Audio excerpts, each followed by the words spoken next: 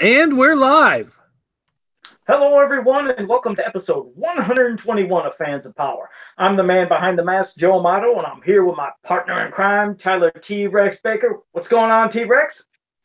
I was worried that this time change was really going to make me super tired recording tonight, but I'm actually feeling quite good right now. So I'm ready to bring my A game and step into the ring and deliver a performance that's going to have the fans talking afterwards. You know, one of those 5-star matches that you have in the ring to kind of coincide with what's going on tonight there. That's what I want to lead tonight. I want to lead the fans like they'll just be talking about the performance, oh my god, can you believe how on par Tyler Weston on Fans of Power? It's unbelievable. They'll be talking about it in the dirt sheets and the pro podcasting torch and all kinds of stuff like that. You know. There you go. I mean, we always try to deliver. You never know. Everything always comes out different. You never know how we're gonna perform. We could completely bomb tonight, both you and I. You know, we have no idea.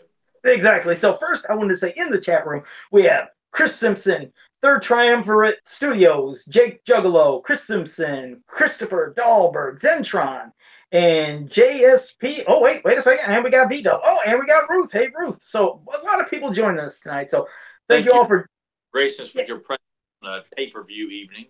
Yeah, exactly. Because sometimes, you know, when these WWE pay-per-views are on, some people might be into those. And Eric Amon, thank you for joining us. And as always, after we do all our, talking and rambling, like I said, I try to get to you always in the chat room, but towards the end of the show, we always open it to you guys, and you can ask us absolutely any questions about Masters you want, from toys to comics to cartoons, movie, whatever it may be. So, and for whatever reason, I hate when this happens, and Tyler always notices it, and I should upgrade it, but sometimes my mask wants to just be difficult and it keeps dropping, so my eyes, and it starts hitting my eyelashes and I can't see, but I guess that's the price I have to pay for wearing the mask all the time, so it's no one to blame but myself. I never noticed it. Well, it does happen. It's like, God, it drives me insane when it does this. But Joe will just stop talking and he immediately kind of, like last week, and I played the Unsolved Mysteries when he completely botched. I had a joke for Penny Dreadful and everything, and Joe just kept rambling on and on and on and on and killing my whole introduction to the segment that I came up with. And I played the music, and Joe goes, and that's his way of saying, "Oh God, this is so silly and stupid." But he may have been messing with his mask and like, "Oh God, my head." I don't know what. So no, there was that. Talking slowly grabs the mask. You just don't know. Is he having costume issues, or is he like, oh God? No, but it happens on occasion, and I forget that obviously, yes, when you talk, the screen goes big, and then I'm the little icon. But all the time while you're excuse me, I'm knocking my mask. While you're talking or I'm talking, I always see you in the big screen. You always see me in the big screen. So you're obviously seeing me do this, wondering what is Joe doing. But last week, sure enough, there was like an eyelash popped into my eye and it was starting to burn, and I'm sitting there trying to get it, but I guess it's more noticeable to you than maybe the people there when I go into mini mode. Is it so you're gonna be like Jim Carrey when he rubs soap in his eyes and liar, like all of a sudden you just when I'm beating the crap out of myself. Yeah. There you go. What are you doing? I'm kicking my ass. Do you mind? I remember that. But no, as for recent news, I really can't think of anything recent because, like we always, if we could start off thinking if there's anything about a cartoon or movie or toys or anything, but I actually I don't think anything has popped up that is relevant currently. Can you think of anything? Because beyond the deadline of March 15th that you said to get your pre-orders in, but last day to subscribe, so I'm gonna hope that I can get the Filmation sub permitting. I got the funds to do it this Thursday, so I'm hoping I got it. I got Dial-A-Mug and Karg, and I want to correct myself. I called Rap Tour last week. I called myself the next morning like, oh my God, what the hell was I thinking when I said Rap Tour instead of Rap Trap? So, and I heard we were listening last week. I completely botched his name, and I thought, well, you know what? The character had no name. It was something that Super 7 gave to him, so I wasn't going to beat myself up too much about it. But I did want to correct myself for goofing that last week. Okay, no, and it's funny, and hello, Adam Gabbard in the chat room. But no, what's funny is I heard you say Raptor. Then why I'll be honest. Well, that's the thing. I'll be honest. I couldn't even remember what his new name was because I knew him as the Horde Mummy from when they showed him in the old magazines, the tome arts. So Rap Trap, Rap Tour, Rap this. I was like, I didn't know. Like, is Mama call him Clay? I'm going to call him Clay. So they called him Horde Mummy, I'm gonna call him Horde Mummy. I was like, I didn't even think of Raptor and Rat Trap. But then I thought Raptor doesn't sound too bad, you know. I mean, you know, his rapping's going to come off. He can attack you and wrap you up, and you know, Yeah, and so I get the name of what they're trying, and hello Ivan in the chat room, but no. So we had a couple different topics. Like I said, we're gonna finish up the 3-part DC miniseries that we've been talking about. Also, we're gonna discuss something about King He-Man and also about She-Ra, something that maybe some people have never really thought of. I guess just but we'll get to that. But I figured we're I gonna want start. throw out to you on the podcast. I was going to tell Doug to put it in the description, but I was like, you know what? I'm going to just save this to a certain point because I'm not going to. It's not a hard topic, but it's something like, you know what? It kind of puts a spin on something I used to do, but gets you and I both involved in this. So I'll wait and spring it on you when we've got a moment before we answer fan questions. Okay, no, that sounds good. But all right. Well, I wanted to start off with something, and which will lead to the She-Ra discussion about something in particular. But King He-Man, this, I mean, like I said, it's just my opinion. If people like him, it's great. But I just, something about this whole King He-Man has always rubbed me the wrong way. And I'll be honest, I haven't read all the new current mini comics that came with the figures. So if there's story elements I'm missing, it's because I didn't read. But when I first heard the figure, heard everything, the thing that gets me is it's Prince Adam, and you always figure Prince Adam is the one that would become king. And yes, I know that Prince Adam transforms into He Man, and everybody can say, yes, He Man, Prince Adam, same person.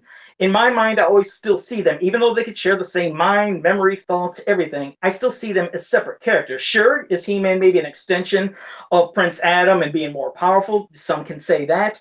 But I see He Man as myself, especially how MYP put it across. You see him as a boy when he's Prince Adam, but then when he becomes the man, He-Man, he is a man and he's super powerful. He's the most powerful man in the universe. So the thing that just is irritating me about this King He-Man is, what is giving you the right to have the name as King He-Man? It's like you're just disregarding Prince Adam as if he's not important and nothing. Like, okay, maybe you're going to become He-Man or what? Just never want to become Adam again? Like he's not important. He's nothing. Just like in the new DC, I mean, I'm sorry, in the Masters of the Universe versus Thundercats comics, when remember He-Man died or Prince Adam died, and at the funeral, to honor Prince Adam and his casket and everything else around, did they use the royal crest for their family? No. They emblaze his casket with He-Man symbol, the He-Man symbol everywhere. But it's this, I don't know. I just don't like the idea of King He-Man because I don't think he should be the one that should be king. It should be King Adam. But that's just me. That's a little rambling. I'll pass it to you, but I don't like it. God, I got so much to say about this. Go on, lay it on us. I would rank this up there with my distaste for King Grayskull. I mean, in of in recent years, of course, the 2008 cartoon is well over a decade old, closing in on 2 decades now. Um, I just it just and much like the Thundercat He-Man crossover, you're dealing with. We're not going to get into specifics of bashing specific people who are responsible for these really bad ideas. No, not that at all. You're right, not that at all. I just don't like the idea of King. King He-Man. Is I'm not going to start naming names and attacking these people personally because it has nothing to do with this. This is an idea that I remember when it was introduced that the sub exclusive is a King He-Man. I'm like, what the hell do we need a King He-Man for? You can't have a King He-Man because there's no logic behind a King He-Man. So when they introduced put it in the mini comics, I'm like, this makes no sense whatsoever. And not to mention, I think it's safe to say from casual He-Man fans to hardcore He-Man fans that you accept the fact that He-Man and Teela do have a thing for each other. Or Adam and Teela, He-Man and Teela, and then eventually, I think it's safe to say that these two would end up together. However, the people who are writing current canon, from comic books to mini comics and what have you, are completely neglecting the fact that Teela is destined to take on the mantle of Sorceress for Castle Grayskull, which means she will be cursed, doomed, or given the responsibility, however you want to look at it, to stay within the walls of Grayskull and never leave again unless it's in the form of Zoar the Falcon, once the responsibility has been passed on to her. Adam, I'm sure it's safe to say at some point, will not constantly be carrying on the role of He-Man. He is going to have to take on duties as king once Randor has either died or passed, the crown to Adam. However it gets. So you can't have a King He-Man because, okay, then we're just going to piss away the whole special aspect of He-Man and Prince Adam, that He-Man is the alter ego of Prince Adam, that it's important, it's been emphasized in the cartoon and on many other occasions in various canons, that it's important to maintain the secret identity so that way the royal family and those closest to Adam, loved ones, friends, whatever, would not be met in more specific danger by Skeletor, the Horde, the Snake Men, Negator, Shakoti, you name it. Anybody found out that Prince Adam and He-Man are the same, Tila, the royal family, Orko, Man-at-Arms, the heroic warriors, specific villagers, Lady Edwina, Lady Amanda, anybody that could be close to Adam in any form or fashion now has a target on their head, all because we pissed away the secret identity. And to have this idea and to make it into a figure, and I mean, like, I don't care what the figure looked like. When you're telling me it was just like it could have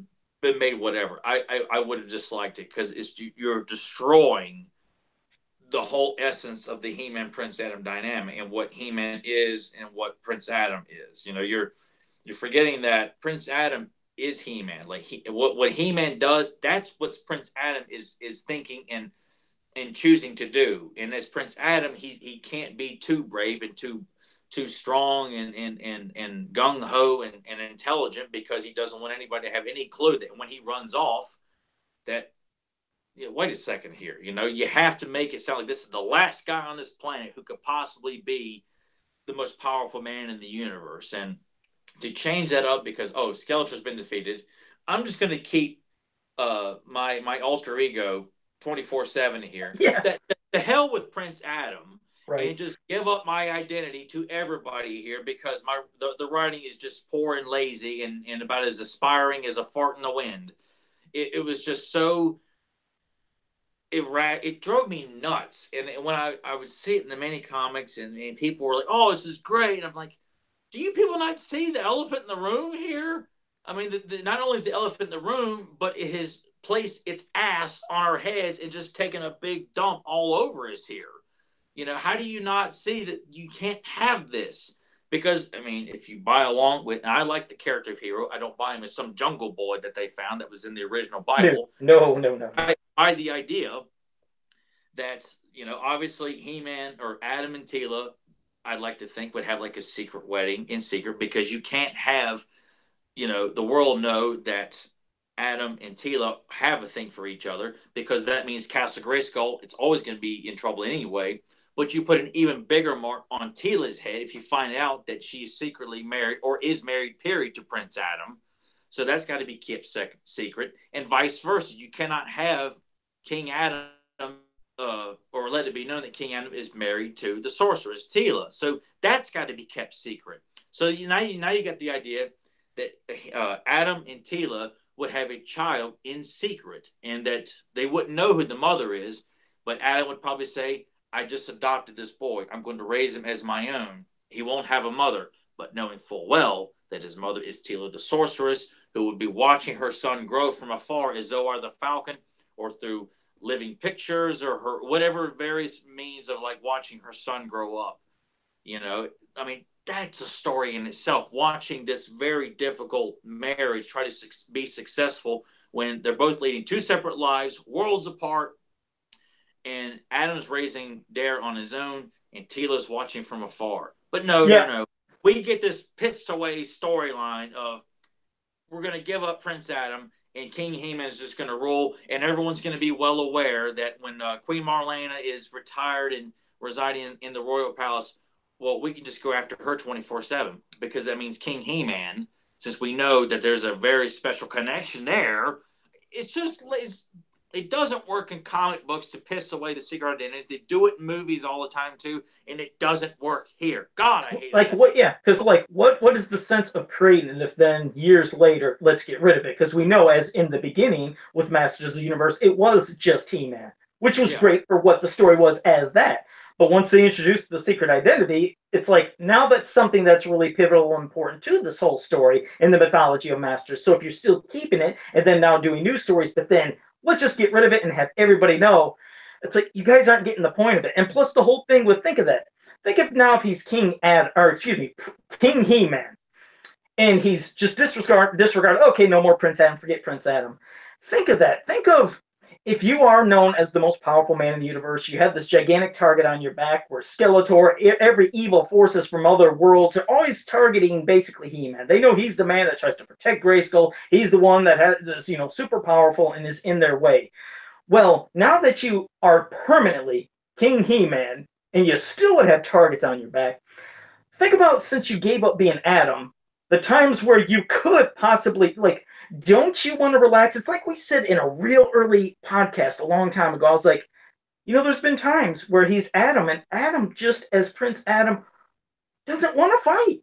He really does want to try to have a damn day where he could sit by the waters, fish, relax, just enjoy life without worrying about somebody always coming after you. Now, of course, yes, we know that, the kingdom of Eternia and the king and queen and the prince, yes, they're still kind of targeted in a way, but not as much as He-Man himself.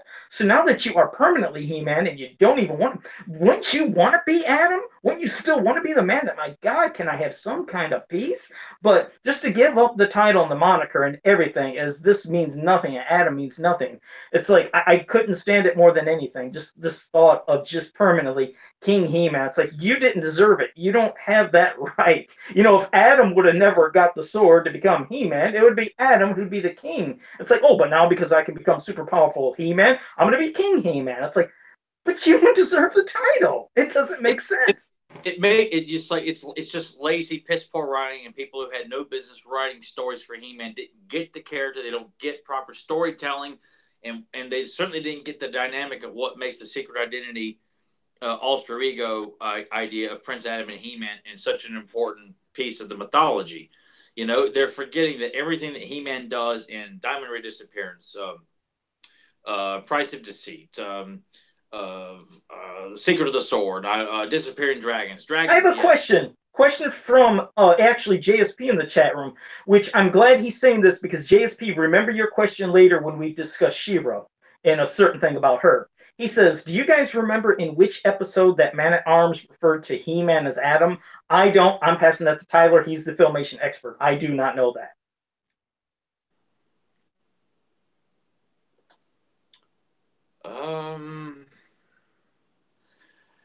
I mean, I've heard him bring it up in like saying almost like not calling He-Man Adam directly, but making reference to Adam, in front of He-Man. Obviously he's talking to Adam / He-Man, but not saying it in such a direct way. I can't place right off the top of my head which episode that would have been in. I mean, because they have a lot of discussions throughout the series, with Adam and Man-at-Arms and Man-at-Arms and He-Man, and making references, to, the alter ego. And, but I can't say specifically right off the top of my head. I apologize for that. I can't name a specific episode. I really have to stop and think, and I don't want to waste too much time of like just face of me. Just so if I come up, bud. Yeah. Okay. No, but yeah. So, like I said, that's just. I mean, it's the main thoughts behind the whole thing of King He-Man. Which, when we were doing this, I mean, when this was going to be a topic, something else was just flowing through my head. Which, okay, I can understand marketing wise, but okay, let's think of a very known phrase and name and title. She-Ra, Princess of Power. Have you ever really thought about that? Sat and thought because, okay, I know the toys, maybe they wanted to call it, and it was a way of tagging, targeting young girls, and she's the Princess of Power, and she is the power. But I was like, but again, now when you think and you look towards the cartoon, Adora is the princess. It's not She-Ra. So She-Ra has this title of Princess of Power, which in Secret of the Sword at the end, we know that He-Man says, She-Ra, Princess of Power. Like, I guess he can call it that because he knows, all right, well, it's Adora and kind of this, but still, even She-Ra should not be the princess. It's Adora that's a princess. But I can't name the exact episode. I know it was said. Maybe somebody in the chat room might even know it. I know James Etok would. But there was a particular episode of She-Ra where Hordak called She-Ra Princess of Power. And I was thinking, all right, you don't know that She-Ra and Dora are the same person. But still, She-Ra's not the princess. But where are you getting the name princess? You've never heard anybody call her princess. So why is it She-Ra is the princess of power? It should be Adora Adora is the princess. But somehow She-Ra's got this moniker. And I think, obviously, maybe it started from the toys first. I don't know, but I'll pass it to you. But it's something to think about. It's like, She-Ra's not the princess, it's Adora. This is Joe just digging for plot holes. Well, no, not just plot holes. It's something to really make you think. It's like, that's I don't it is that much of a brain buster, though. It's strictly just trying to work in the title. Plus, the name She-Ra, Princess of Power, it's catchy. It rolls off the tongue. It gets your attention. Yes, breaking it down like that, I think to the audience, yes, we know she's really the princess of Eternia, but it's a nice title to give to her. She's not addressed by the rebellion or anybody else. The Horde doesn't address her as the Princess of Power. Just Hordak that one time did call her that. And then, of course, He-Man, when he raises his sword at the end of Secret of the Sword, yeah, it's a way of ringing in the title and nothing more to it. It's something that that's where I feel like Joe gets a little too technical with this. And I'm guilty of getting very technical with stuff too. But I just don't see it as something that's like this doesn't make any sense. I mean, so could you say it works? Obviously, it worked for the toys because I understood that. But I think in the cartoon, the dynamics of the story, it wouldn't make sense for people to be calling instead of just saying, "Sure, here comes the Princess of Power." Even though it sounds cool, but logically, no, it doesn't make sense. But given that it's not used frequently enough to come off like, okay, the staff is clearly not paying attention to this idea that they're throwing in Princess of Power all the time here, that would be a problem. But since it doesn't happen that much, that's why I find it's something that's very dismissive. Like not so much to the point where you feel like, I don't think Larry DiTilio and Tom Tattaranowitz and the rest were paying too much attention. I'm like, it's just something I just think that it looks cool in the opening credits. Obviously, it does. Boys, plus Masters of the Universe is not mentioned much in the He-Man cartoon. It's brought up in reference, and James Etok has clarified that as well. That when Skeletor refers to himself as Master of the Universe, or in Like Father Like Daughter, He-Man refers to Skeletor as. So this is the Master's Unstoppable Army, referring to Skeletor in the crew. And then also in oh damn it, I was gonna say. I know they did it in a lot of the mini comics. Colossal Wake's already said that with I Master the Universe, but it's one of those things where it's just briefly mentioned, but then it's dropped altogether. Oh, Diamond Ray disappearance. When Skeletor summons, I'll summon our wars from around the universe. Yeah. At all of these villains are from all over the universe, masters of the universe. As we all know, Merman's master of the oceans, Evelyn's a master of and you're right, a way of like introducing, since the cartoon just coming out, kind of introducing the title from the toys. Yeah. It's only mentioned briefly and then it's dropped. And if you go and watch a video on James Etok's YouTube channel, he addresses this whole idea of the Master of the Universe title being mentioned, and then it's just dropped immediately after a few episodes. It's not mentioned much. In which that's why it's good that it wasn't much in She-Ra, because I wouldn't have wanted to hear it. But Zentron in the chat room, which I'll have to check these out, but he said She-Ra refers to herself as Princess of Power to Prince Zed and a few other times. So I guess there was a couple more, but you're right. If they just would have kind of not had it been said much, I guess it would have worked. But even hearing her use the moniker, it's like, okay, here we go. It's almost like we're talking with King He-Man. It's like, She-Ra, you aren't the princess. It would be Adora. But I guess, like you said, it's in the tagline of the series. It's for the tagline of the toys. So I get it. But if they were really trying to focus on it and say it, it definitely would have probably annoyed me as much as King He-Man, because it's like how I said, He-Man ain't the king, she's not the princess. You'd have been every right to be upset about that. It's like when they a title for a movie makes no sense if it's I was trying to think of an example of a particular movie where it shouldn't. It's just like the name of, or like for example, if Obi-Wan Kenobi was to mention in New Hope, I fought Darth Vader in the first Star Wars. I'm like, that makes no sense. You're just forcing the title in the movie just so you can sit there and say Star Wars in Star Wars, and not once in all the Star Wars films did they say Star Wars. Wait a That's second. You know what's he said that? I didn't even know that. He actually said that? no, Oh, I thought you did say he said. I was like, wait, what? I got confused. Oh no, God, thank no. God, you I'm scared me. point. No. I'm making a point that if Obi-Wan Kenobi were to tell Luke in Yeah. his history, in the first, instead of the Clone Wars, which was a cool idea until they actually made a movie of it. Um, you know, it's like, I fought me and your father fought Vader in the first Star Wars. Like, okay, now you're trying to. Okay, now I caught you. Okay. And that's why, even though Masters of the Universe is such a bold, epic title, you don't need to mention the show until 2000X comes along and they deem themselves the Masters Armored Reconnaissance Duty here, Man at Arms. Well, stick it up your ass, Duncan. You know, it just doesn't sound right. Not. I mean, obviously, it does come off as a bit pretentious and a little egotistical, but it also feels like you guys are missing the point. The show is called He-Man and the Master Universe because it's about the entire group of evil and heroic warriors that encompasses the whole world that are masters at what they do. They're not deeming themselves as like the Fantastic Four and the Masters. So, like, no, you don't get it. It just doesn't sound right.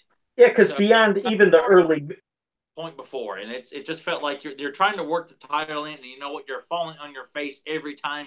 And I hope you keep falling and bust your chin open really good, where you get this nice big cut open gash here, and you pour some salt on that wound there too, because all you're doing is just smacking us all in the face here. Like, but Masters, I get it now. Yeah, because like I said, in the early mini comics, they did say Masters of the Universe, in the early mini comics, but it wasn't a whole lot in the other mini comics. Not saying it didn't pop up in some of them, but the No, early ones definitely.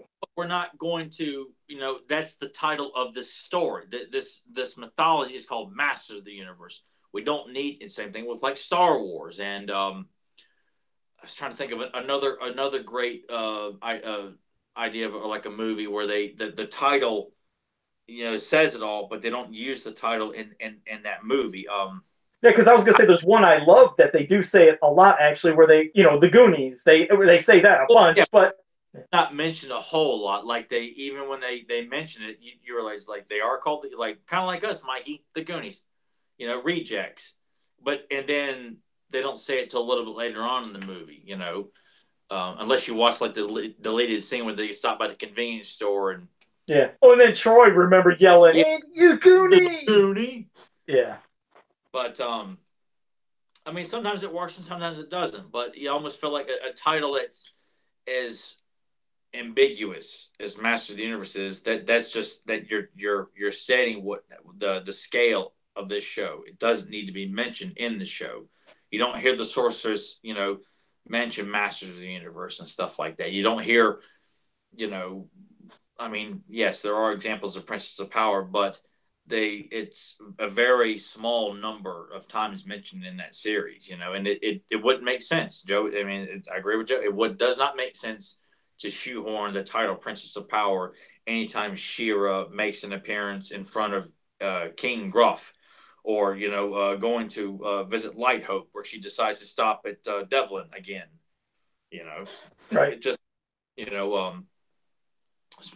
I can't think of too many other examples. I think I made my point. I don't No, need to you keep. did. You did. So that's just like I said, it's just something to just mull over and think about. Something you usually don't hear discussed. That's why I thought it'd be fun to discuss. Not saying, Joe is completely right or Tyler is. It's just one of those things. We like doing a little.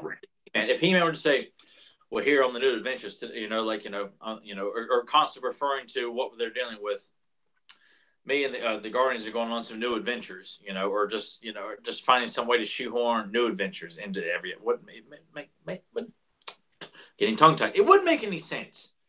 Yeah, it would be like almost like He-Man referring to himself as he does in the intro, where and I became He-Man, the most powerful man in the universe. Imagine he comes up to somebody who's like, "I am He-Man, the most powerful man in the universe." Every time he encounters an enemy, Let's not inflate He-Man's ego here. right? He's Like, he's humbled, but he knows there's nothing on this planet that can stop him. If he's able to lift Castle Grayskull up by himself, he may struggle here and there, but we wouldn't have much of a story if he wasn't struggling with sea creatures and various hordes of robots yeah, you and trying gotta have. Yeah. to strangle him, and he just so he can knock the hell out of him.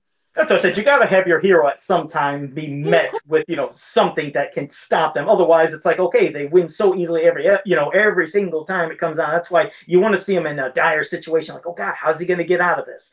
It makes for a better show when you see plus, something I'd like like to think of it, even though whereas He-Man has got the strength and intelligence, Skeletor's evil and sorcery is the equivalent of He-Man's strength and intelligence. Skeletor's very smart too, but you just feel like these guys are constant equals. That they're always going to be doing battle. It's that epic storyline like you have with a lot of great superheroes and supervillains. The Fantastic Four will always be duking it out with Doctor Doom. Spider-Man will always be taking on Doctor Octopus. I'd say Green Goblin, but I hold true that Norman Osborn died and so did Harry, so I can't use that too but much. it's everything you're saying there. That's what I've always said about cartoons, comics.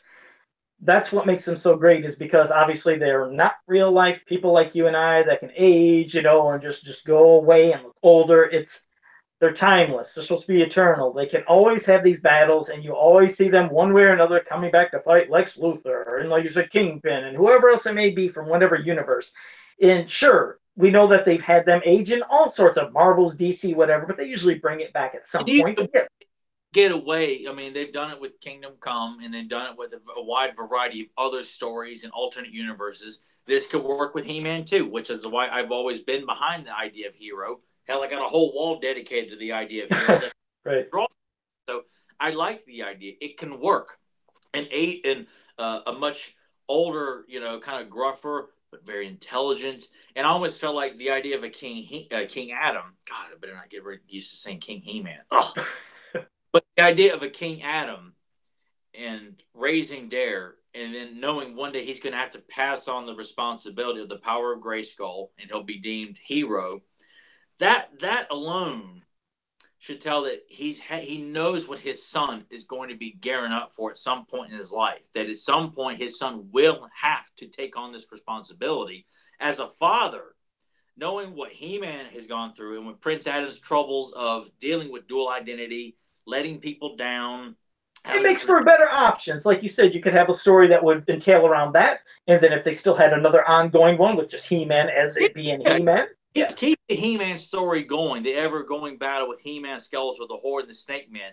But another storyline where he's retired. He is now ruling Eternia as a king.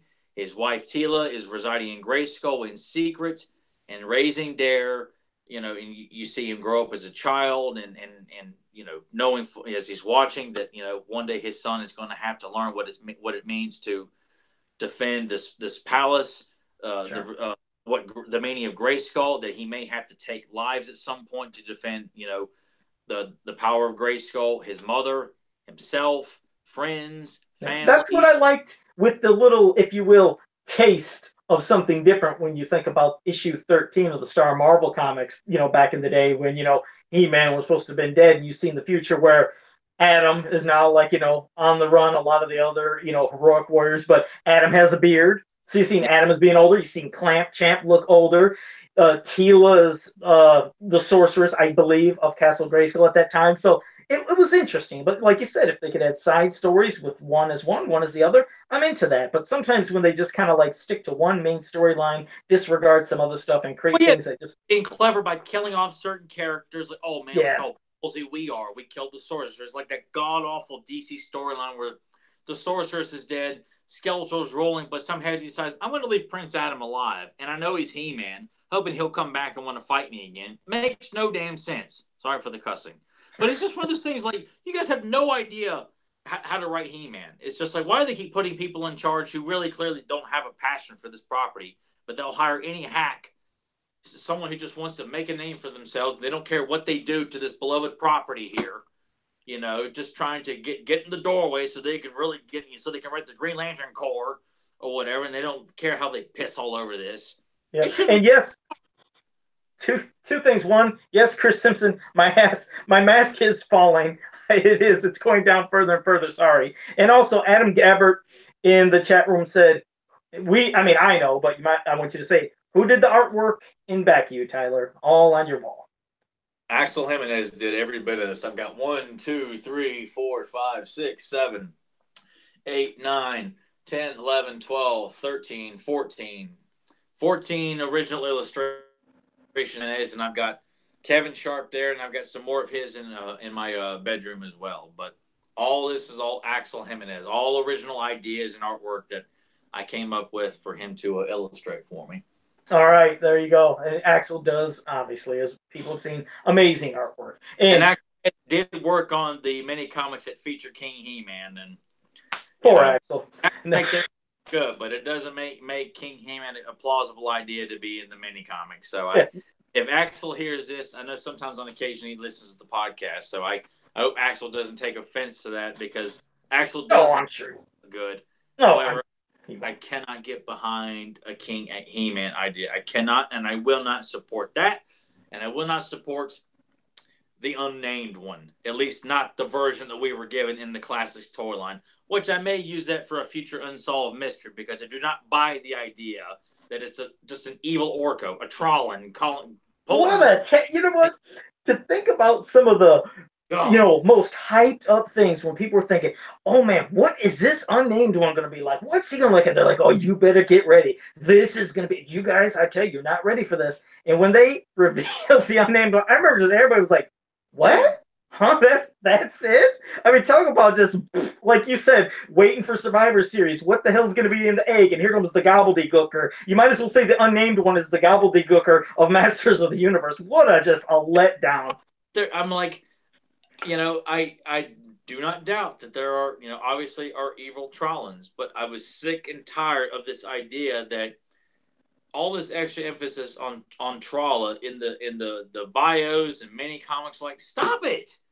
Tralla is a separate, off world. It has nothing to do with the ongoing struggle on Eternia. It's where Orko came from, and we have appearances here and there that involve Tralla or Trollins. And that's it. To sit there and say Overlord's a Troll and the source of Hero comes from Troll and all this other nonsense. And that the person, and as I've gotten older, I do not really appreciate the idea of these great evil leaders of Skeletor, Hordak, and King Hiss. And Skeletor does, which just makes him the definitive bad guy. But for Hordak to answer to Horde Prime, as a kid, I thought it was cool. As an adult, I do not like the idea of Hordak answering to anybody. I see Hordak as a definitive self-serving badass who does nothing, but answer to himself. And the same thing with King Hiss. Now, when I read the mini comic, The Powers of Grayskull, and it's mentioned that, the unnamed one who we serve, it was interesting, but I'm also like, I don't like the idea of King Hiss answering to anybody either. Like, these guys, they are the top of the food chain badasses. For them to answer to a higher power, can you really imagine Skeletor answering to a higher power, or saying that he practices black magic and evil sorcery to honor the god Olabadipo? No, see, that's the thing. You're right. See, when I look at all the factions, when you look at the Horde, when you look at Skeletor, and when you look at the Snake Men, these are all different factions. So when you have the main leader of each faction, you want to envision them as being the epitome of evil for that faction. So them answering to somebody else makes it seem like, well, now you seem less than whoever this is. So instead of making them answer to somebody, how about you just create an independent evil villain or another faction? Just like how when King Hiss and the Snake Man came up, bam, it worked. That's a whole new faction. There's a new leader. But like I said, when you start seeing people that tell them what to do and they have to answer them, it's like, like Horde Prime, I'll be honest, even though I know he was supposed to tell Hordak what to do back in the Filmation days, I just never felt him. Even as a kid, I just seen this giant hand that always reminded me of Dr. Claw from Inspector Gadget. You never seen nothing. I didn't know who he was. And I didn't like the thought of Hordak answering to somebody else. It was just because I couldn't. You never seen him, and you wondered, is he really that big, or is it just a big, a big mechanical arm that somebody could be controlling behind Mist? Even though, because remember when Grizzlor was going to present gifts for The Horde next, Prime for his birthday, two neckties, one for each head. So it's like, okay, now we know that Horde Prime has two heads. So is he really this gigantic demon that's part robot and whatever else in two heads? Or could it be just something else? You never knew. But no, I don't like the thought of anybody answering to somebody else. I just would rather say, bring in a new big baddie, somebody else completely separate. Just like when you have Shikoti, that's her own person. It's like Shikoti, she's a badass. She's not answering nobody, and Skeletor answering to her, vice versa. I like independent stuff like that. So yeah, other yeah, people, yeah. it was an interesting idea. It was a fun mystery, and then it's something I'm sure me and Joe could actually dig into in regards to the storyline that we were getting, and not the one that we did get with the mini comics. Where it's just an evil Tron. Yeah, that's very very original. Um, Yeah, yeah. Sometimes these things.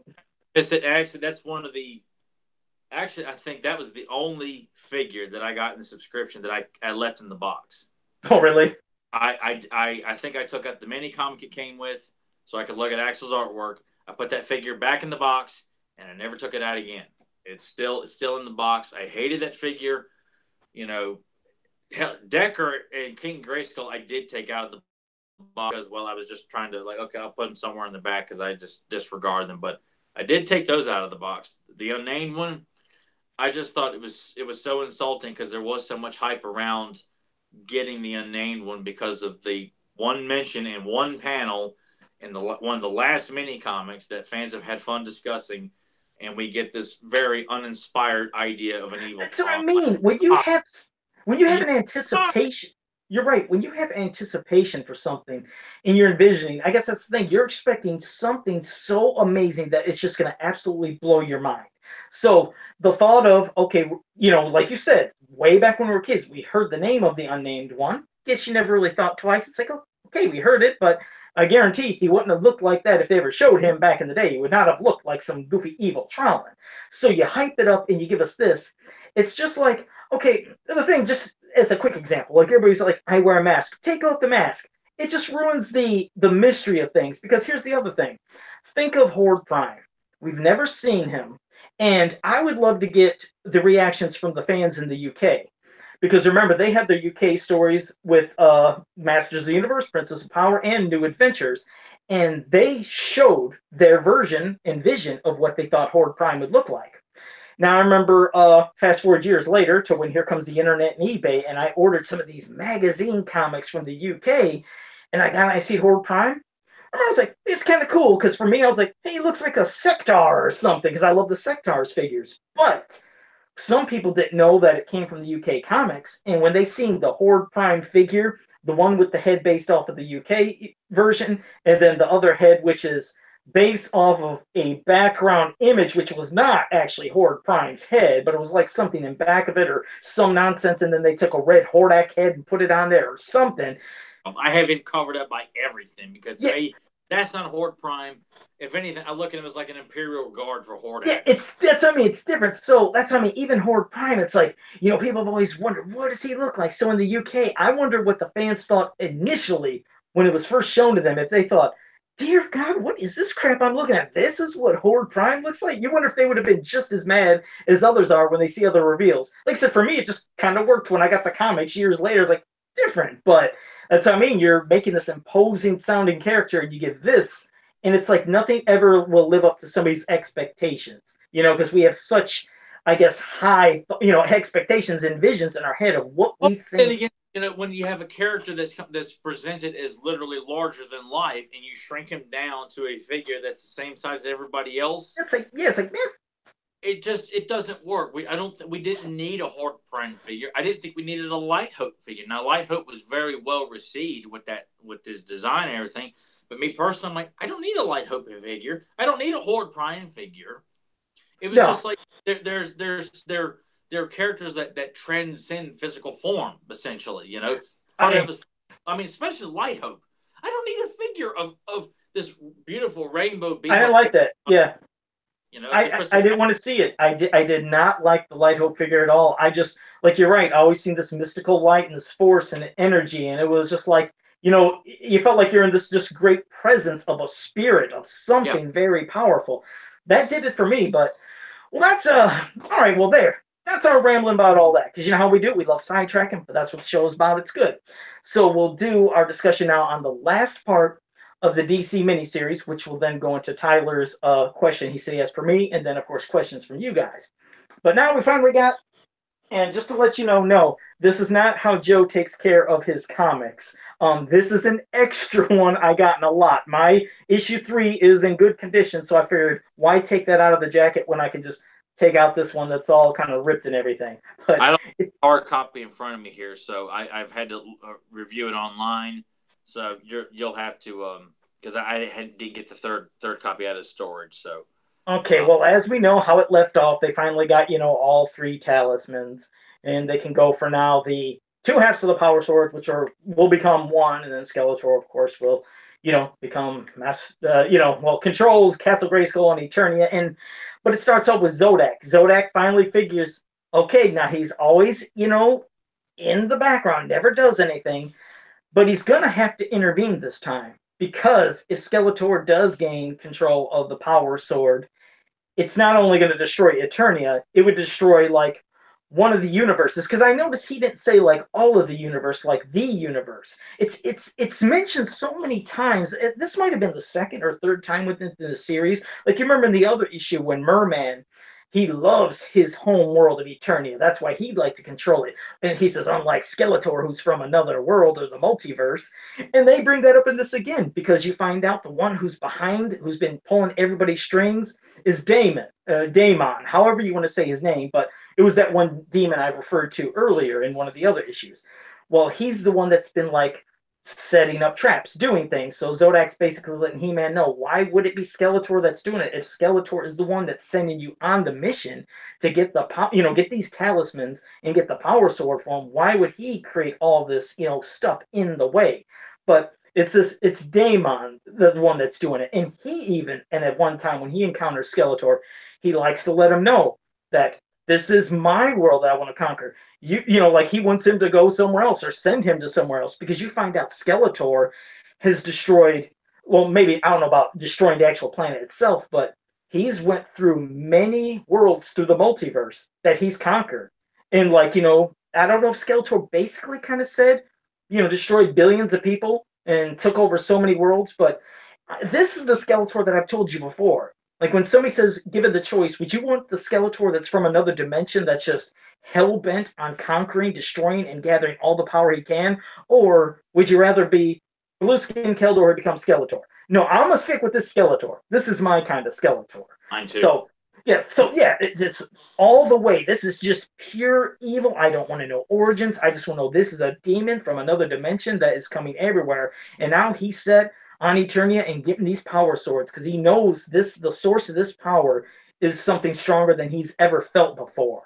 Once he gets this, I mean, it's basically over. But no, Zodak, he finally intervenes and he lets He-Man know, like with these 3 talismans, it can basically take you now right where you need to go. But within doing it, like when he uses these 3 talismans, it summons Zoar the Falcon, who takes them and creates this. It's like a portal. In a second, I was like lost. I was like, now wait, what's going on? Is Zoar the only one that can open this dimensional portal, which will take, He-Man, Man-at-Arms, Stratos, all of them into it?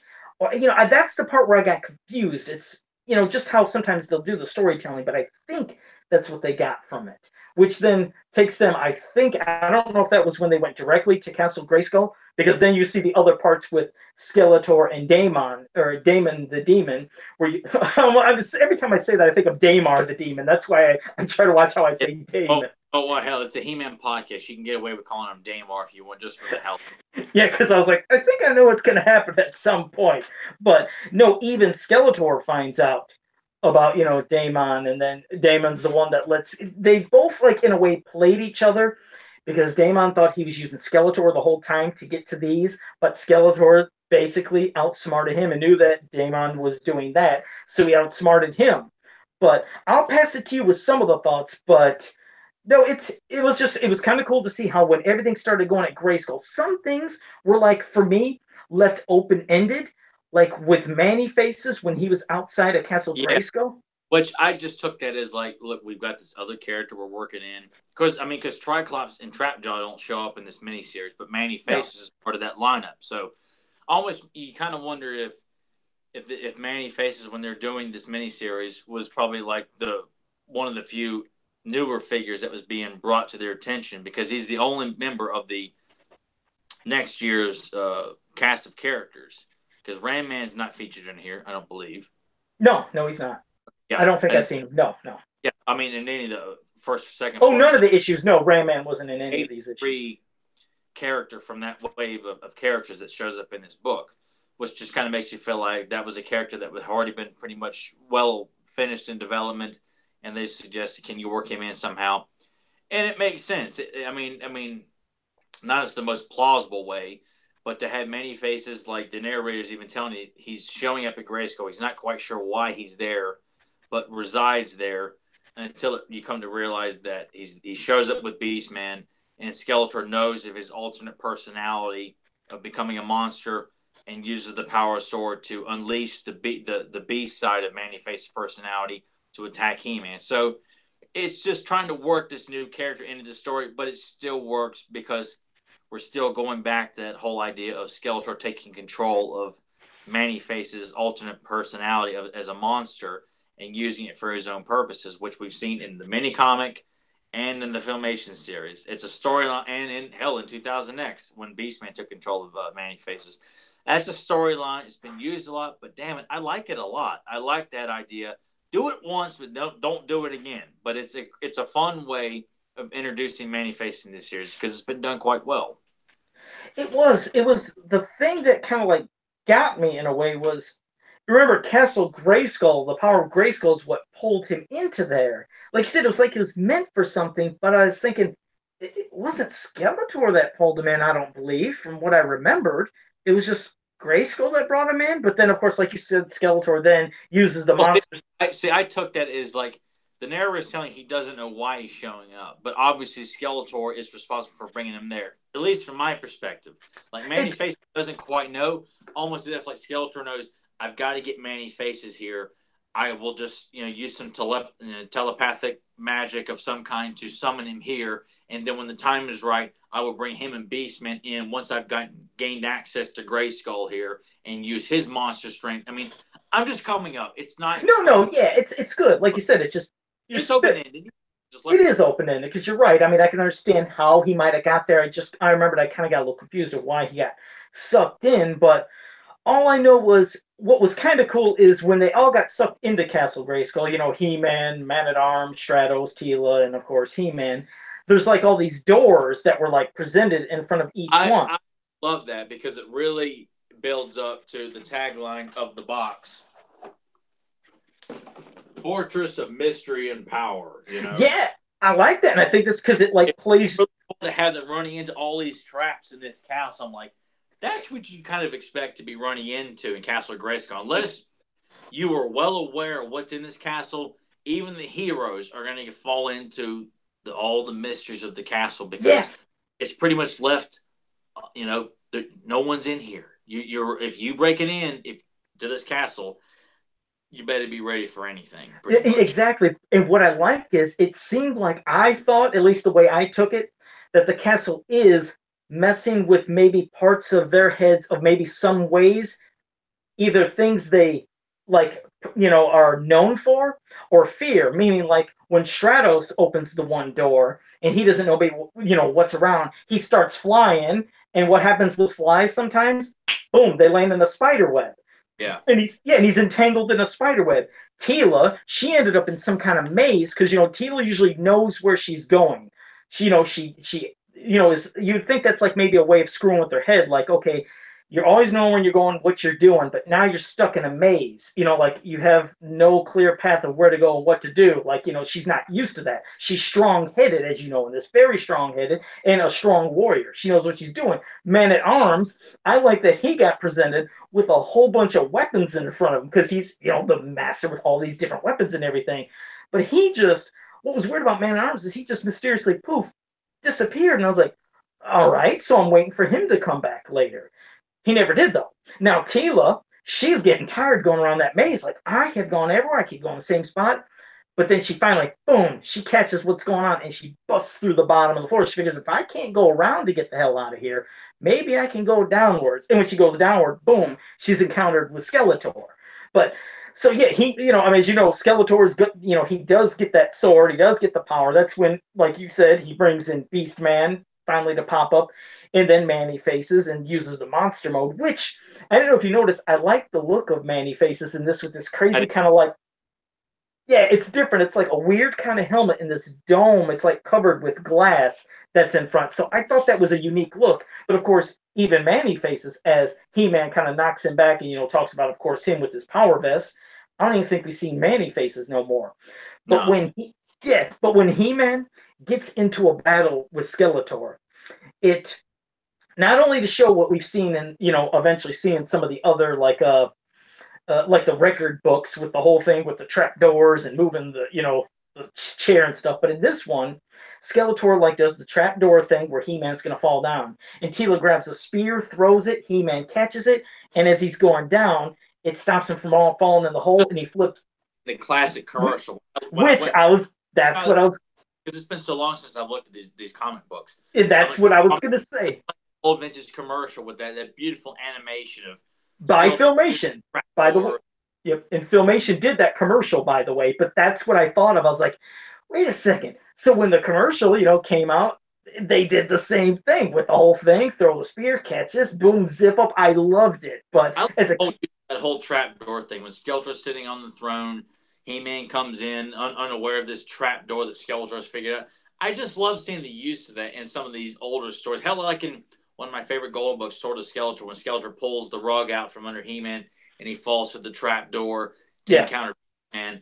But it's just still fun to use the throne room as it got this trap door and you don't know what you're going to fall down to some certain doom. But it was just so cool to see that. Guys like, they're like, oh man, I can't wait to bring that up. That was so cool to see that. Exactly. That was the same thing. I thought the exact same thing because that was commercial. I don't think that was anything we ever seen as kids. That was something that, right.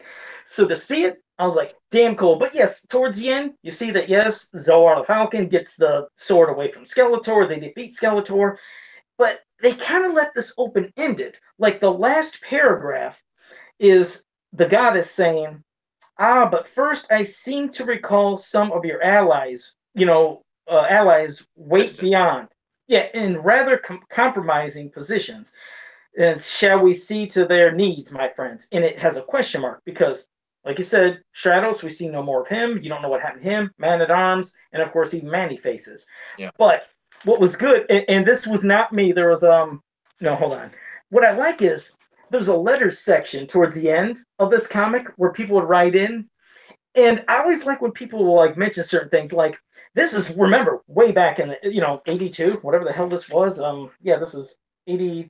Or 83. This came out November 3rd, February 1983. But one of the persons said, Dear Sirs, Masters of the Universe 1 was great. The story was fine and the art was incredible. Alfredo's inks really complemented George's pencils. It's a shame this is only a mini-series. And then the people writing the comic said, Thanks for the compliments and the beautiful drawing accompanying your letter. As for there being only a mini-series, read on. And then the next person will ask a question about like things that were going on and say, well, this shouldn't happen and this shouldn't happen.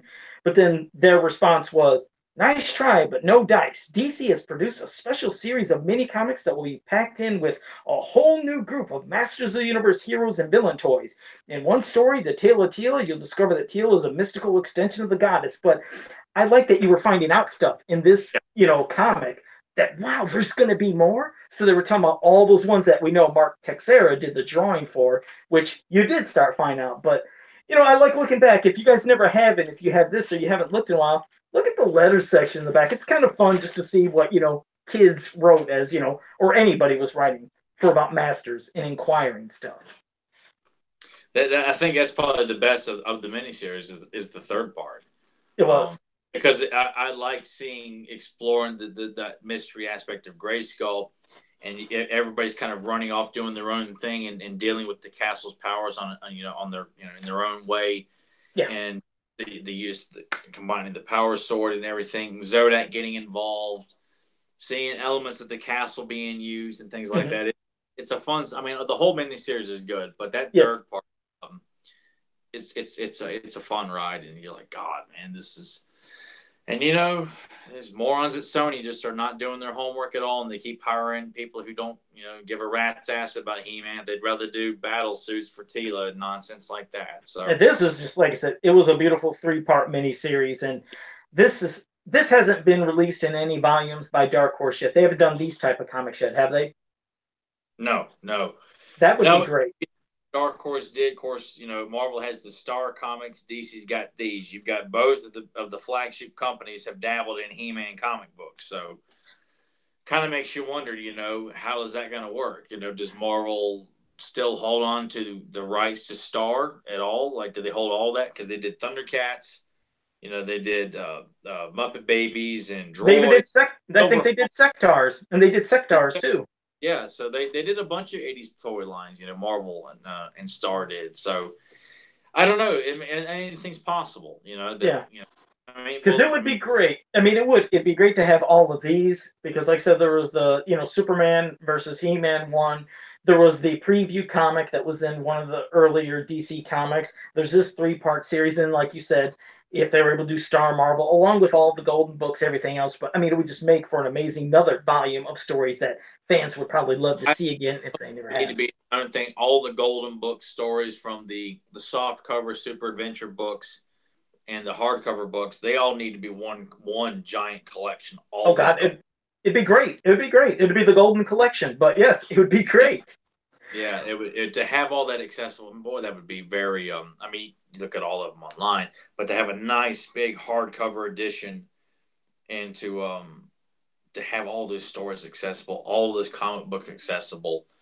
There's hell, even the puzzle artwork or coloring book artwork. I mean, that needs a book of all the various beautiful drawings and illustrations and paintings from the puzzles and all those Golden Book coloring books. All Yes, of they have beautiful. I mean, they have beautiful covers. Not only that, even sometimes like in the interior pages of some of the coloring sticker books, paint with water. There's beautiful pieces. I mean, everyone's a piece of art. Some of them, yes, maybe are just done real quick, but some are amazing. So, yeah, that's just something to keep in mind. But before we open it to you guys in the chat room to ask us any questions you want, I'm waiting to see what Tyler had that he was going to say. I'd come up with this. It's not a grandiose idea, but it's a fun thing of we take pride in this show of trying to help educate people that there's much more to this series, and it's not just toys and things like that. And obviously, there's a lot of people out there who are uneducated and uninformed and trying to pass off what their half-assed attempts of claiming they know something about He-Man when they really don't. And you've got people who are interested in He-Man coming back to the fold, and then they see these morons and think, "Oh, so that's what really happened." And I almost feel like, you know what, people need to be informed of if you want to know what this character is really like, you need to look at this and this and this. So what I'm throwing to you is that if you were to introduce a new fan or someone who's been away for a while or someone who's like, you know what, I like what you have there. Can you tell me more about this? Like, what's this guy about? Give me three pieces, three stories. It could be from any of the canons. It could be all from the cartoon, all mini comics, whatever. Three quintessential stories that represent the best interpretations of Skeletor. And what I'm suggesting here is I might try this each week with you. Each week be a different character. Like next week could be Evil Lyn. What are the three quintessential best stories of Evil Lyn to help a newcomer see what Evil Lyn is really about? Is it 3 episodes of Filmation? Is it an episode of Filmation, a mini comic, and episode 2000X? Is it a Golden Book storybook? I mean, but it had to be three quintessential versions that you would recommend a new person to the fold. They wanted to know more about Too Bad. What are the best three sources of media that would best interpret the character of Too Bad? So my Okay. question to you: three forms of media that best describe what Skeletor is really about. It could be. It doesn't have to be all the same. It could be all cartoons. It could be all mini comics. Whatever you feel would best describe the the top level of badass that Skeletor really is. That's a great question. One that immediately comes to mind is, well, it's from a canon that some people pick on, but it is Frank Langella's portrayal of Skeletor. Of course, I mean, yeah, that's a no-brainer though. No, it is. It's a no-brainer, but I mean, he portrayed it so well of how evil can be, and you didn't have to feel any sympathy or wonder of any origins for that particular version of Skeletor. Now, I know many fans ain't another, a big fan. If I can't, if I was to find a certain episode, I have to find it. But I did like, even though the idea of Keldor, I told you I don't like, I did like the evil feel of MYP Skeletor.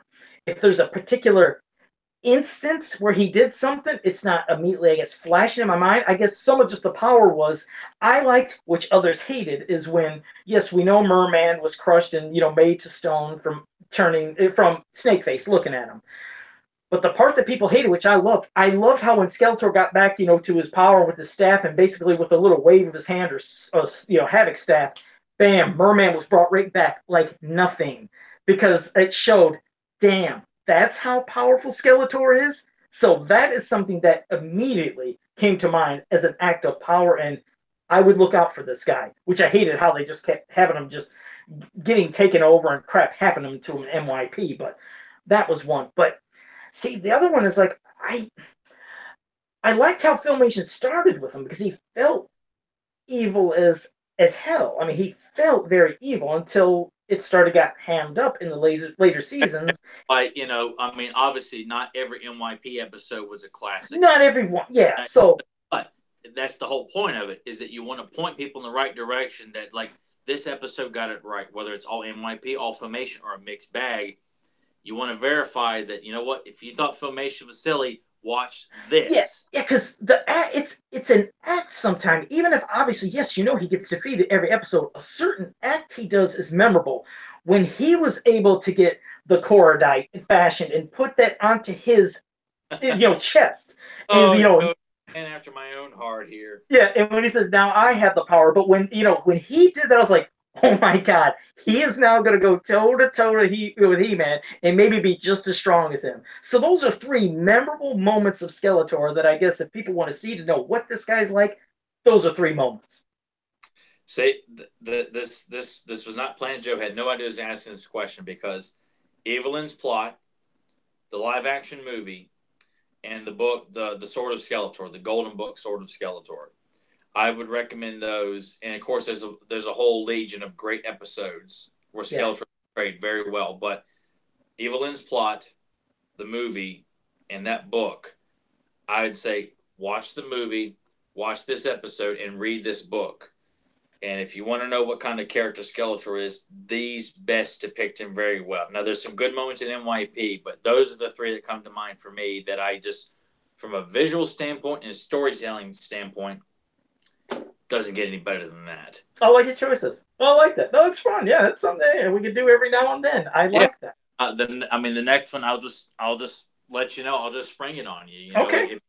I like that because there might be times I'm so put on the spot I might not have an answer, but I like that. So, I mean, what makes it a little difficult is that some characters were not given a whole lot to work with, like Jitsu. One appearance and many comic appearances and a couple appearances in some of the Golden Books and maybe a couple of background appearances in some of the UK books and stuff. Not a whole lot to work with. Not a lot. You're right. No, I agree. So first, picks him doing what he does best. So it won't be as rich for some characters, but the whole point is to emphasize letting people know, and people who may stumble upon this and they look at it and watch it and they give us a shot and they're still like, interested. Well, take this moment to pass it on to your friends. You want them to learn more and take it seriously. Like some of these schmucks on YouTube and people at Sony, tell them to watch this, and read that, or watch all three of these, or whatever. The point is just to constantly educate people who are just either haven't gotten the point, have missed the point, or they really want to know more, and we want to make sure that they know the best, that this stuff is treated just as seriously as anything else. It has its flops here and there, but what great superhero from DC to Marvel has not experienced bad writing, bad Oh, art? everybody has. No, you're right. Absolutely, everybody has anything. So same thing with He-Man and She-Ra. We'll also do this with She-Ra. What are some of the best depictions of evil from Hordak? What Sure. best depicts him? So it works all over. So I'm glad you like that. I No, I thought did. That was good. No, I appreciate it. Thanks for asking that. And well, before, like I said, now we're going to open it to you guys to ask any questions. I wanted to say hello to Night Runner 53, who is in the chat room. Thank you for joining us. But any questions you guys want to ask, go ahead and ask. And while you're typing some down, there are a couple questions already here. okay. Christopher Dahlberg asked me specifically, said, Joe, do you think there could be a market for Dark Horse to collect all the Sectars books, like the read-along stories, hardcovers, et cetera, and well, let's say even Star Marvel comics? Christopher, as you know, I'm somebody who loves Sectars. I'm somebody that always tries to campaign for them. We know that Zika Toys has done the Kickstarter campaign, which they well exceeded and went over. So there's going to be a lot of cool miniature like Sectars figures. It's such a unique market that you'd wonder, would enough people buy it? Like, since like you think how they even try it with Masters, they're thinking, okay, it's just being kept alive by us fans and online and making books, but they do sell from the passionate fans. I don't know if there's as many passionate Sectars fans. I would hope so. I mean, seeing as the Zika Toys met their Kickstarter, well above what they wanted, I myself would say I'd love it. And I know, Christopher, you would, but I don't know if it'd be something they'd want to go for, because they might think, oh, there's not enough fans. I mean, I don't know about you, Tyler. I would love it, but I don't know if there's enough fans that would warrant them doing it and selling enough books. I mean, I like Sectars. I like Bucky O'Hare. Both of them have done some re-release. I think Bucky O'Hare got a kind of a small relaunch, kind of in similar fashion, I think. And I have, but me, I'm biased. I'm passionate about all these, from Visionaries to Supernaturals to the bigger ones like Silverhawks and Brave Star, and I love Bionic Six, and Sectars is another one. I mean, but yes, the fanfare for a lot of these toy lines, people do like it, but it's not in the big masses. Like, I almost feel like the vast majority of '80s toy collectors, they, if you showed them like a picture, they may, okay, I kind of remember that. Yeah, I remember that. But it's still not as thorough and as energetic as Transformers, GI Joe, He Man, Thundercats, Turtles. But there is love for all that stuff. I mean, there is, because we wouldn't be talking about it. They wouldn't be doing a Kickstarter for it. It's just in. I was glad to hear that Hasbro had announced plans to do Visionaries again. I haven't heard anything else from that. I don't know if they've done anything else. I'm so out of the loop on a lot of that stuff. But I'd like to think that if you're given a proper presentation, like if the Four Horsemen, I just like to use them because they've always done such a great job. The Four Horsemen are given an opportunity to work on Sectars or Brave Star or Silverhawks, or they've done very extremely well with Thundercats. They kicked ass with that one. It almost shows you that if it's presented in a very kick-ass way like that, I think you can get everybody's attention. Oh, no doubt, definitely. But if you're not going to put your best foot forward and say, look, we gave it our absolute best, it didn't take, okay, then obviously the market's not there. But if you go balls to the wall and throw this out there, and that this new relaunch of Bionic Six, and here's our version of Dr. Scarab and Glove and Jack to kind of help show you what we're going to do here. Oh my God, Bionic Six, I remember that. It looks awesome, but unfortunately too, it's almost like, is it based on, are you getting it out there? Are enough people aware of it? Or is the fanfare clearly just not as much as you were hoping for? And hell, I have no idea. As much as like I would see people respond to things about Silverhawks, I have no idea if a Silverhawks relaunch would be successful, simply because people may talk about very positively, but is there enough fans out there to Sometimes it's like you said, certain people making these toys. If the Horsemen released Silverhawk figures and Sectars, people would lose their minds, and I think that'd be enough hype to definitely warrant maybe some of these books happening. Indeed, if there's some kind of merchandise. But yes, just by, like I said, making my custom where I did Quicksilver and did the chroming and the removable mask and all that, and just seeing the reaction that got on my wall, and from other people saying, I remember Silverhawks, I remember this, I remember.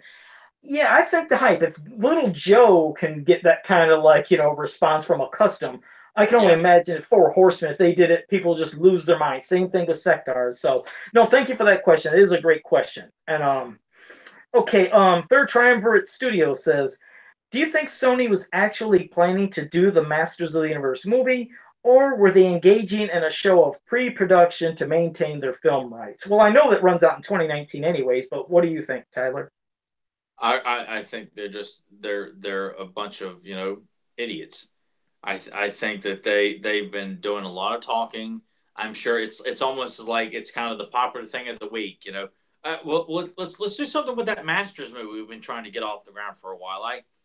And it could be one of those things too where but it just makes them look incompetent when you keep hiring new people in and out to represent this movie. They come out and say, "Here, check out the new logo. Check out this concept art of Battle Cat. Check this out. Check that. Oh look, we've cast this guy as He-Man. Oh look, I saw someone on Facebook today saying, well, apparently Channing Tatum is being cast to play in a He-Man movie. Who should play his alter ego?" And I'm like, how the hell does this false information not only get responded, but there's several comments to And this that's that old. bother to read it. But just That was like 2, 3 years ago when they first said Channing Tatum might be He-Man. It's like, will this go away? I remember it was like an April Fool's joke. I came to work Yeah, it was. and it It was an April Fool's joke. and it And won't go. they, It just won't.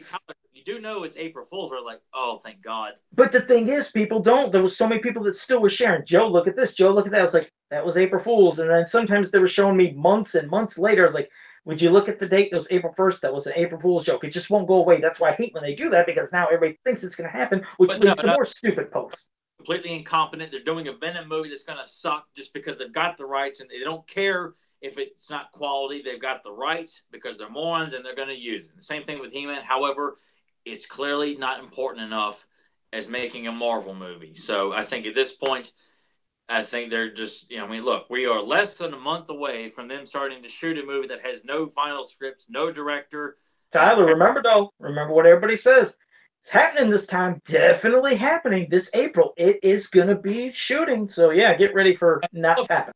just like fans who clearly have got all the experience in the world and how Hollywood works, and I don't, but I've done enough, research and reading about behind the scenes, and I have a pretty good idea of what's going on here. Of We're course, just I know, used to it too.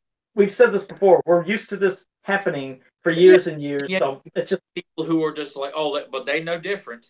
yeah, They've it's been like we have they've been we're reading new movie websites for what more than a decade than yeah, you and I. it's from experience. That's what we try to let everybody know. It's from experience, and I think more and more Masters of the Universe fans are seeing that yes, this is just a cycle. It's the record that keeps spinning and playing the same song. It's not going to change. So, well, there's that, and thank you for that. Now, Adam Gabbert says, Joe and Tyler, I'm only speaking mini comics for vintage Masters of the Universe. Which story do you consider as your favorite for reading? He says he likes the one with Stinkor.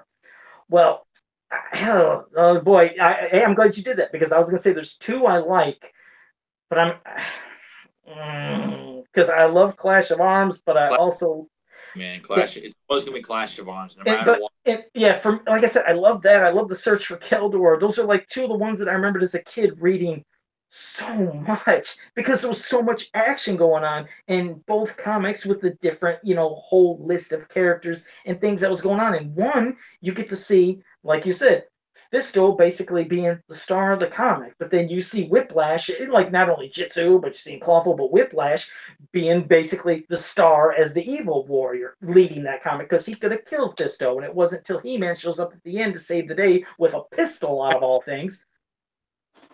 What's that? He-Man shoots a guy in the face. Yeah, exactly, with his laser pistol, no sword in that. But then I think of Search for Keldor, and I think of all the warriors that showed up. It's like you're seeing all these new evil warriors and then heroic warriors, and so much going on. It's like, I'll be honest, I looked at and read probably Search of Keldor more, so maybe just because of my connection with the toys and everything that kind of connected with that, I'll say the Search for Keldor. I mean, I love damn Clash of Arms too, but I'll just go with Search for Keldor. I mean, yeah, Hordak's mini comic is mine, and I mean my second, and then Search for Keldor is my third. So I mean, me and Joe, I mean, we've discussed it before. We do have intentions of going back and revisiting these, particularly Clash of Arms And hopefully we have something very special lined up when we do go back and revisit that particular book. All right. But Clash of Arms will always be my forever favorite. Hell, I even had Axel do a illustration that was an homage to Clash of Arms featuring a wide assortment of characters. I mean, if you haven't seen it before, I posted on my Facebook. Axel's got it on his. It's on his DeviantArt, but it's the Clash of Arms motif with Movie Skeletor, Blade, Sorod, Ninjor, Tuvar, with Clan Champ and Lizard Man chained at the wrist, back to back, being facing down these evil warriors with the movie version of Castle Grayskull in the background. Movie Skeletor with his hand out like this, the kind of homage to like cool. Skeletor like this comic. So that's cool. All right.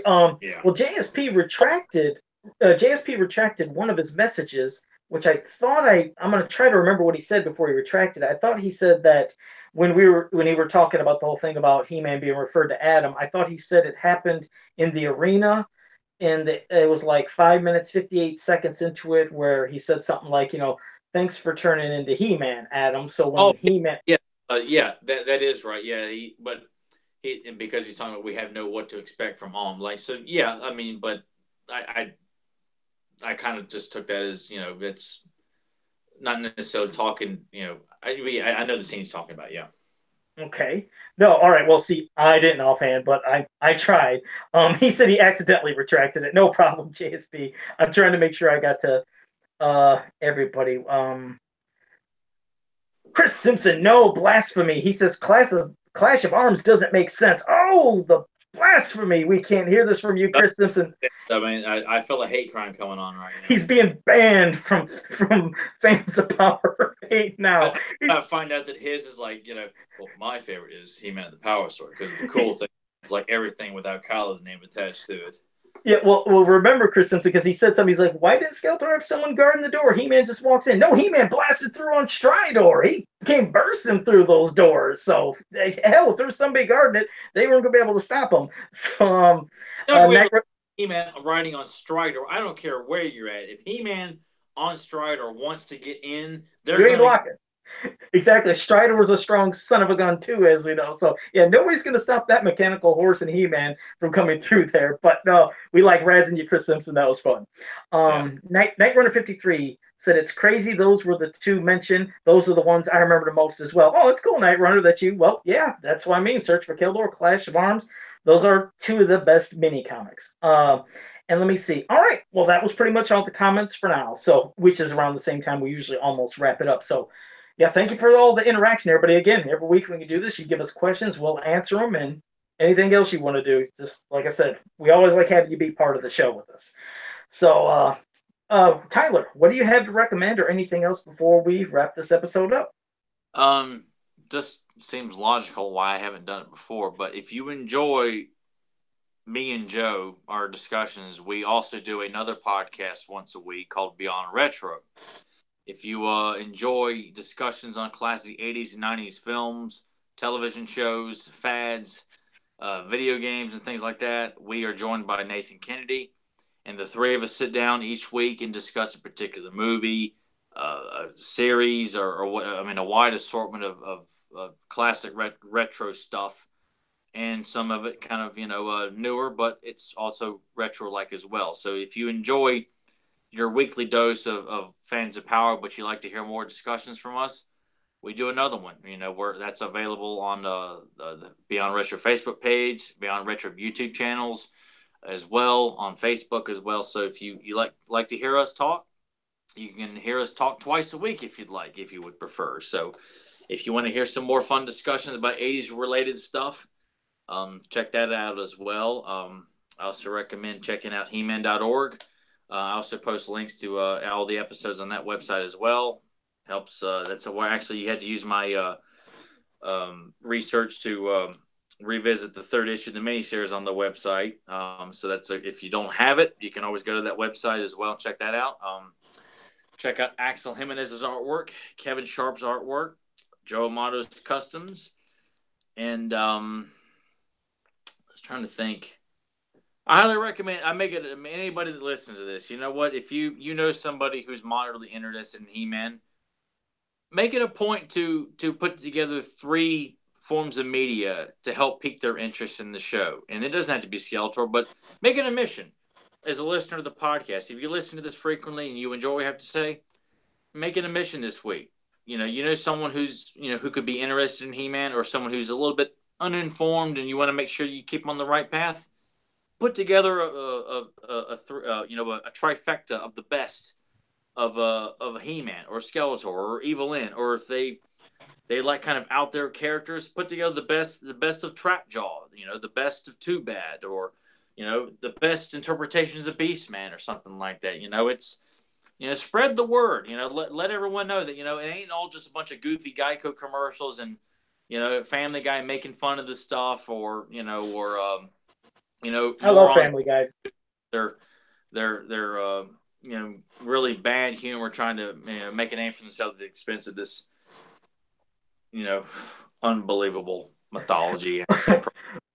All right. Well, thank you for that. And also, I wanted to say, Third Triumvirate Studios in the chat room asked a question, but was already answered by somebody in the chat room. But asked if we have discussed the trailers for Cobra Kai yet on Beyond Retro, and we did last week's episode. Yeah. We did do that along with Karate Kid. So on that, yeah. So if you want to know what we thought, go check out our Karate Kid episode of Beyond Retro. Just type in Beyond Retro Karate Kid. It's also on Podbean.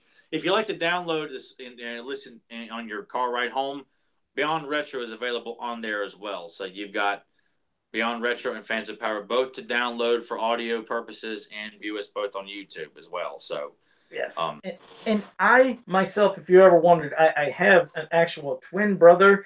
He sounds just like me. He wears the same name mask and everything. He's the one that does Beyond Retro because he has like a cursing problem at times. That's not Joe Amato. So if you do listen to Beyond Retro and you hear anything that you're like, what is going on? That's not me. It's not me at all. Joe's twin brother, Dennis. Yes, there. Yes, Rocky Dennis. That's who I am. I don't know. But one person in the chat room has a movie quote, and it's Zentron. And I guess I'll shoot it to Tyler, because what's funny is I swear I know this. I say it every week, but he said, try guessing this movie quote. 1, 2, 3, 4, 5. That's amazing. I have the same combination on my luggage, or on my luggage. Look at you, quoting Spaceballs. Good job, Zentron, because I would have went blank. So, all right. Yeah, sorry about that, Chris Simpson. My brother. Kind of a combination of idiot would have in his luggage. No, that helps a little bit. But all right. Well, let me just say. Wait. Christopher Dahlberg said I saw a pic somewhere of a group of Atlex fighting a tribe of Panthers. What is that from? Atlex. I don't know if you mean. Well, there's that. Remember, there's the Sunbird Legacy where they're fighting a whole bunch of Panther men. I didn't know if that's what you meant. I don't know what I feel stupid. I don't know what an Atlec is. Attlects. Do you know what that is, Tyler? I, for some reason, have gone blank.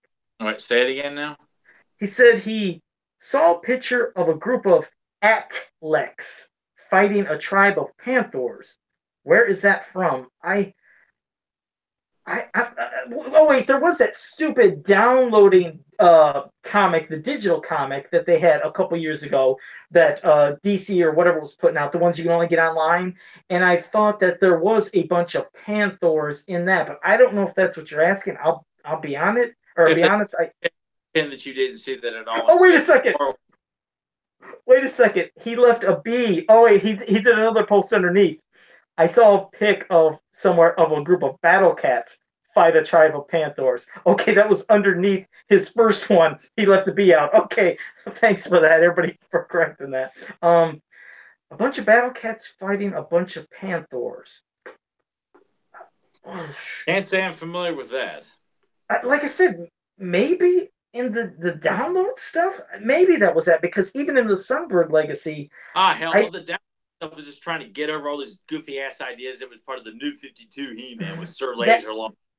Maybe fair with some guy, like, who cares? Maybe that's what he meant. So if that was it, Flutterina, I think it was. Yeah, Flutterina got killed. Pissed off a lot of people. Yeah, there was a lot of craziness. And yes, Zentron, we did get your question earlier. You'll be able to catch it when you come back to this. But Okay, let me just make sure I got everything. JSP asked if we seen Sweep the Leg, the video that he mentioned. I didn't watch it yet, but at least Tyler and Nathan knew of it. But I still got to see it, JSP. So sorry I didn't catch it. But all right. Well, now let me say what I always say. Go to fansofpower.com, go to popculturenetwork.com, go to he-manworld.com, and on Facebook, go to Masters of the Universe He-Man and She-Ra Ultimate Fan Group. All great places, all great people. So until next time, have a powerful day. What's the matter, Colonel Sanders? Chicken? Wait. I just watched. Wait, hold on. That was. Oh, wait. That was. Uh. I was gonna say sidekicks. Wait. Sidekicks? Was it sidekicks? Um. I'm still saying. I'll say sidekicks. Oh God, I messed up again. See, I told you I don't know these things. Every time I say when I'm wrong. Now I'm gonna wait to see if somebody in the chat. Please turn towards the chat room, will you? I'm waiting. All right, we're waiting for you guys in the chat room to say what the answer is. I know that probably JSP will get it, or somebody's going to get that quote. They haven't yet. Well, of course, remember there's somebody in there that gets that quote because he's already, you know. Yeah, I don't know. There's always a 20-second delay. Somebody's got to know that quote because I sure can't get it. But we'll like I said, give them about. Oh wait, okay, there. Now I get it. Okay, Night Runner, good job. Spaceballs. Damn, why didn't I know that? Because I remember he did call him Kurt. Yes, yes, Spaceballs again. You got his two Zentron, Night Runner. Yeah, no Chris. I was gonna say he better get it because I don't tell me he's like he considered quote Spaceballs. I throw one back out and I think it's sidekicks. Well, there. Well, he. I'm both bridges. That's a Joe Piscopo in the movie. I just don't know. I'm terrible at this. So, guys, thanks. But everything. Every single week, I get something that I don't know once every 3 months. But all right, again, thanks. Pick a Friday the 13th quote just to see if you botched that one because the only one I think you've gotten was from Friday the 13th Part 8, and I picked the most obvious one. Yeah, the one I didn't get was from Part 3 when you were talking about Shelley. When what was that quote? I'm not an asshole. I'm an actor. Yeah, that was the part just went right over my head towards the beginning. It just zoomed. So, all right, okay, guys, thanks for joining us. See you guys next week.